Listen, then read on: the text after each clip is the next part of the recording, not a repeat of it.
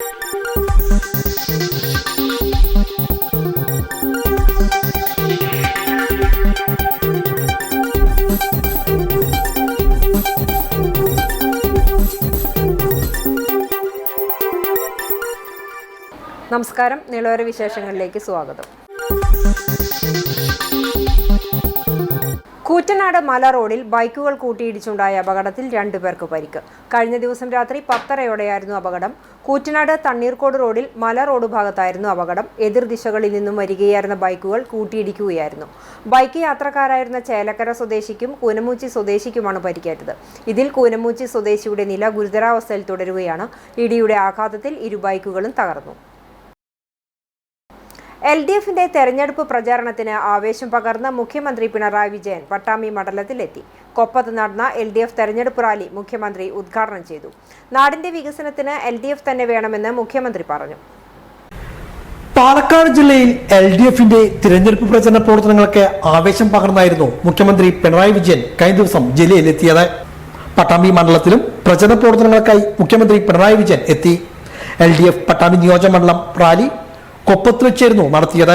കൊപ്പത്ത് നടന്ന റാലി ഉദ്ഘാടനം ചെയ്യുവാനും മുഖ്യമന്ത്രി എത്തി.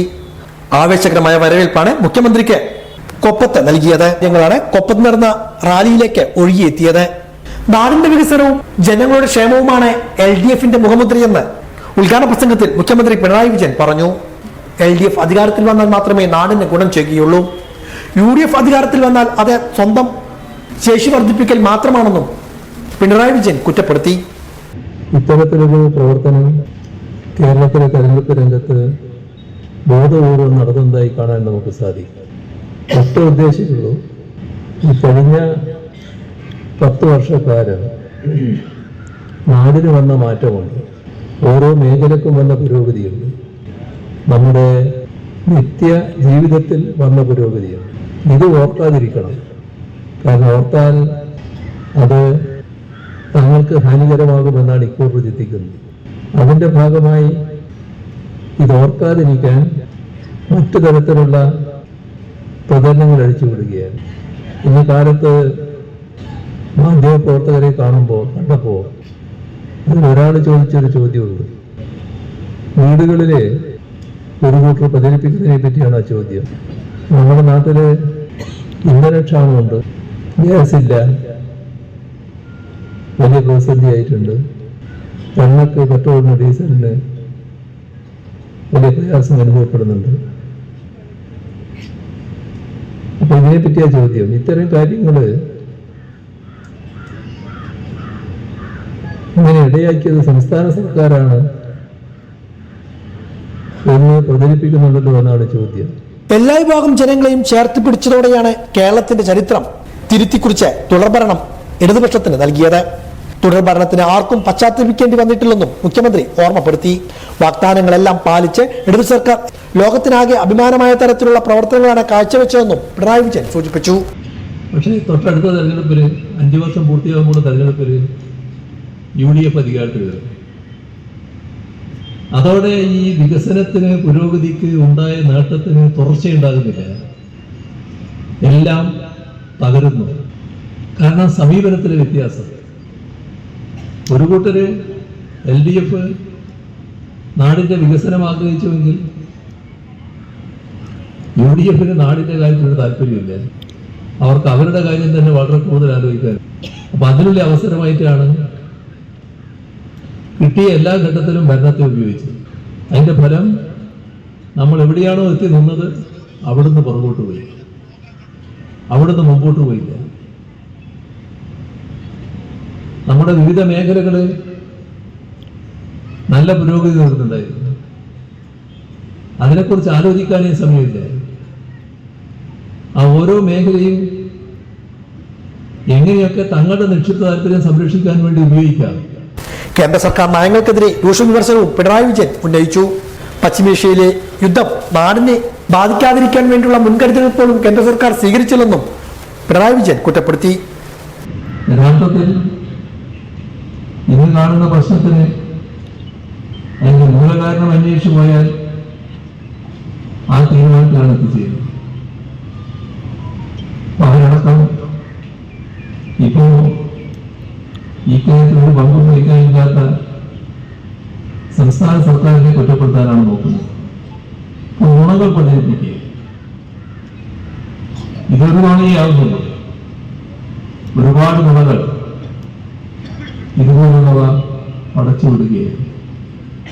ഒറ്റ ലക്ഷ്യമുള്ളൂ, നമ്മുടെ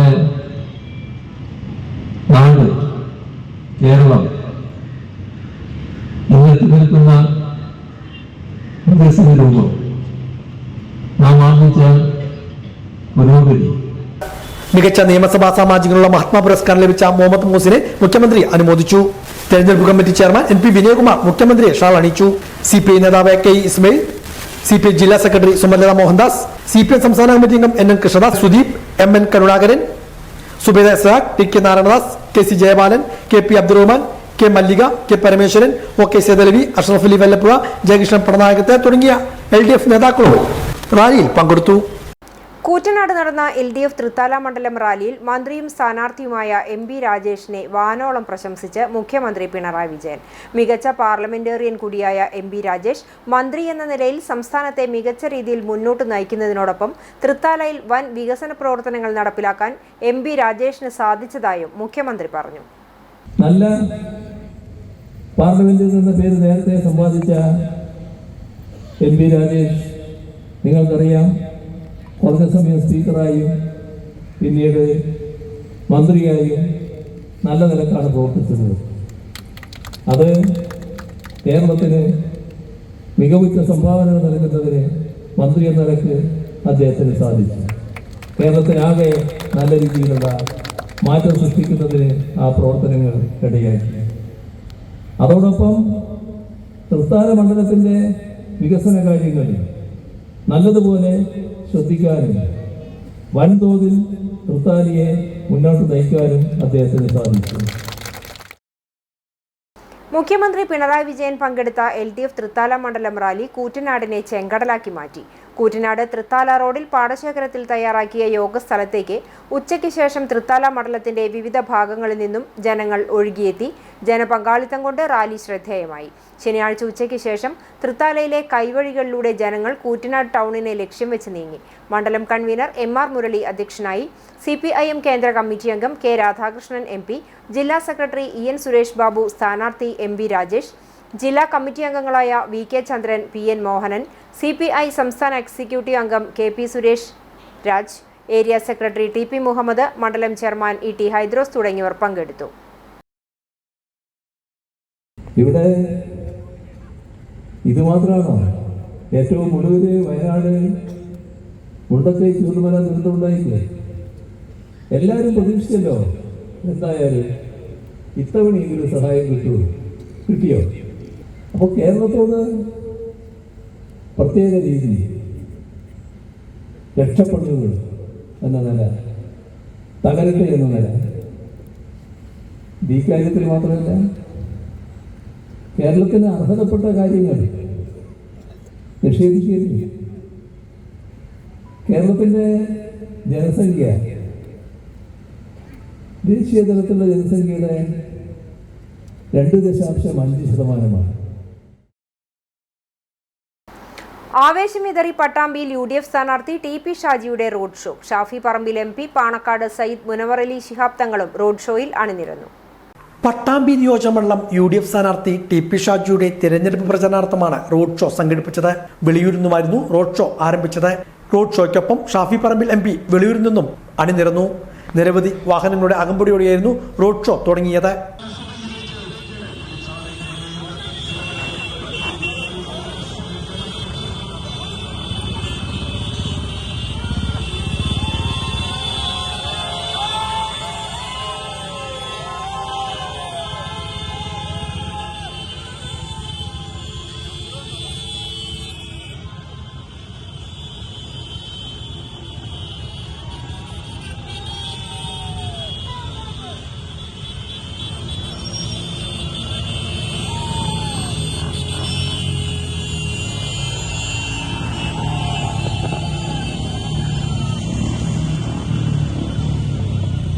തുടർന്ന് കൊപ്പത്തെത്തിയപ്പോഴേക്കും പാണക്കാട് സയ്യിദ് മുനവർ അലി ശിഹാബ് തങ്ങളും റോഡ് ഷോയിൽ പങ്കാളിയായി.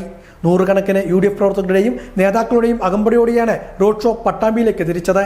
പട്ടാമ്പി ടൗണിലും പ്രചരണം നടത്തിയാണ് റോഡ് ഷോയ്ക്ക് സമാപനം കുറിച്ചത്. UDF പ്രവർത്തകർക്ക് ആവേശം പകർന്നായിരുന്നു റോഡ് ഷോ കടന്നുപോയത്.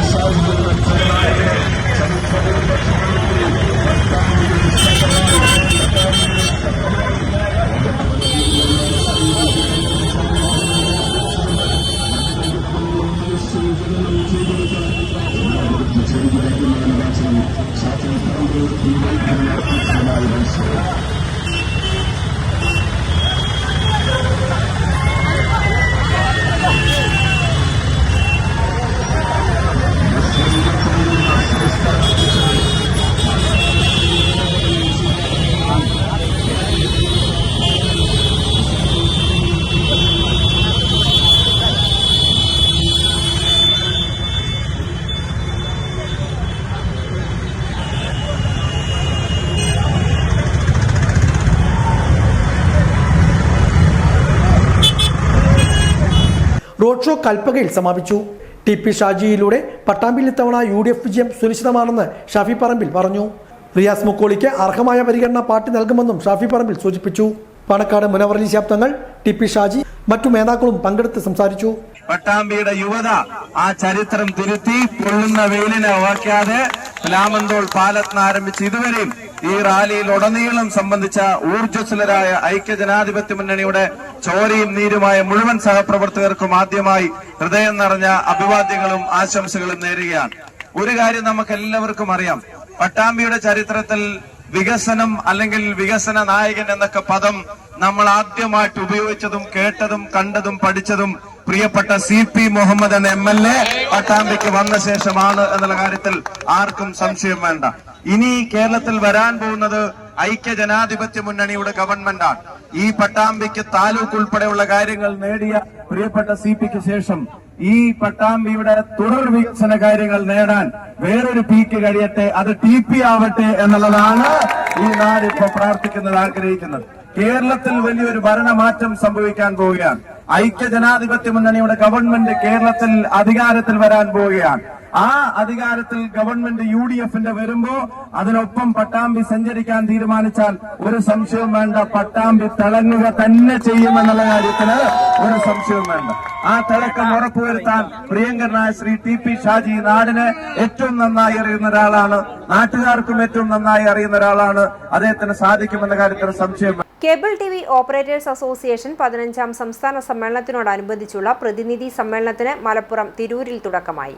ഞായർ, തിങ്കൾ ദിവസങ്ങളിലായാണ് സമ്മേളനം നടക്കുന്നത്.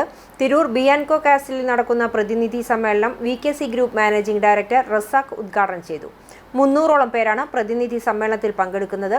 ശനിയാഴ്ച വൈകിട്ട് 14 ജില്ലകളിലെയും കേബിൾ TV ഓപ്പറേറ്റർമാരും കുടുംബാംഗങ്ങളും അടങ്ങുന്ന സംഘം പ്രത്യേക ബാനറിന് കീഴിൽ അണിനിരന്ന് വാദ്യമേളങ്ങൾ, നിശ്ചല ദൃശ്യങ്ങൾ, നാടൻ കലാരൂപങ്ങൾ, പുതുപുത്തൻ പ്രചരണ സങ്കേതങ്ങൾ തുടങ്ങിയവ അണിനിരത്തിയ ഘോഷയാത്രയും ഉണ്ടായി. തുടർന്ന് നടന്ന പൊതുസമ്മേളനം ഗോവ മുൻ ഗവർണർ അഡ്വക്കേറ്റ് PS ശ്രീധരൻപിള്ള ഉദ്ഘാടനം ചെയ്തു.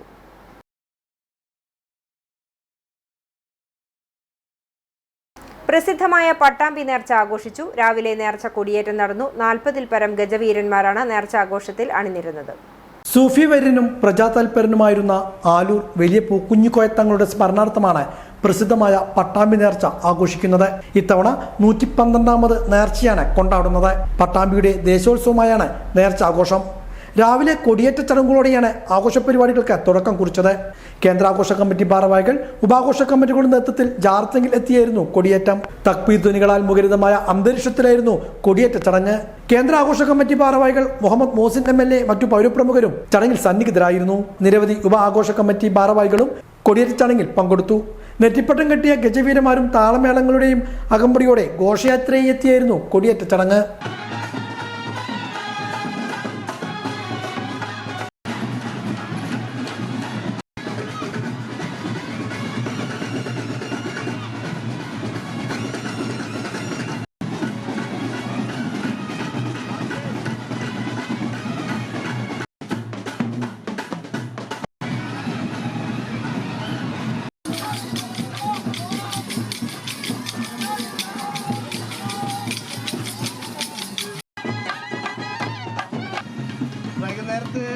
സംഭവിക്കാതിരിക്കണമെങ്കിൽ നമ്മളൊക്കെ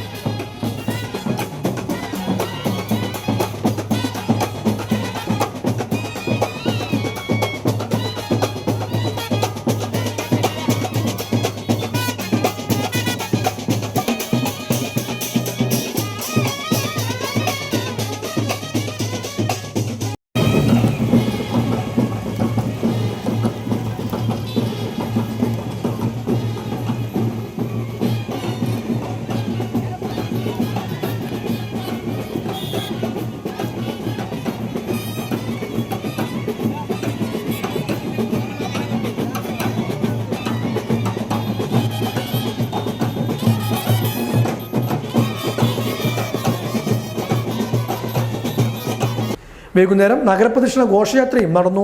50ഓളം ഉപാഘോഷ കമ്മിറ്റികളുടെ നേതൃത്വത്തിലാണ് നേർച്ച ആഘോഷിക്കുന്നത്. 40-ൽ പരം ഗജവീരന്മാർ ഘോഷയാത്രയിൽ അണിനിരന്നു. ഉച്ചയ്ക്ക് ശേഷം ടൗണിൽ ഗതാഗത നിയന്ത്രണവും ഏർപ്പെടുത്തിയിരുന്നു. ഷൊർണൂർ ഡിവൈഎസ്പിയുടെ നേതൃത്വത്തിലുള്ള പോലീസ് സന്നാഹവും നേർച്ചാഘോഷത്തിന്റെ ക്രമസമാധാന പാലനത്തിനായി സ്ഥലത്തുണ്ടായിരുന്നു. പുലർച്ചെ പരമ്പരാഗത നേർച്ചാഘോഷ ചടങ്ങുകൾ നടക്കും. അടിയില്ലാതെ എന്ത് പട്ടാമ്പി നേർച്ച? കൊടിയേറ്റത്തിന് മുൻപേ അടിയും തുടങ്ങി. ഞാങ്ങാട്ടിരിയിലുള്ള ഉപ ആഘോഷ കമ്മിറ്റികളുടെ നേതൃത്വത്തിലായിരുന്നു വാക്കേറ്റവും കയ്യാങ്കളിയും. തൃത്താല പോലീസ് സ്ഥലത്തെത്തി സ്ഥിതിഗതികൾ നിയന്ത്രിച്ചു.